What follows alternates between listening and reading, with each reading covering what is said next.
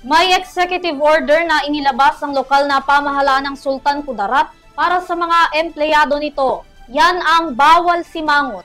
Alamin ang kabuuan ng balita mula kay Catherine Landicho.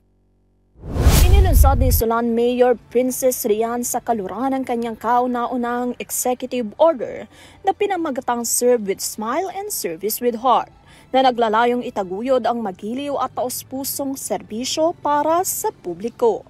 Ayon kay Mayor sa Kaluran, inaasahang palaging may ngiti sa labi ang mga kawani ng munisipyo at barangay tuwing sasalubong at maglilingkod sa mamamayan. Sakop na kautusan ng lahat ng mga kawani ng pamahalaang bayan, mga opisyal ng barangay at mga barangay workers. Ayon kay Mayor sa Kaluran, mahalaga ang pagpapakita ng ngiti at maayos na serbisyo sa lahat ng mga bumibisita sa municipal hall at barangay halls. Ani pa ng alkalde, bawal na ang sumimangot. Layunin ng executive order na paigtingin ng malasakit at magandang pakikitungo sa mamamayan. Ito'y alinsunod sa pangakong serbisyong tapat at may puso.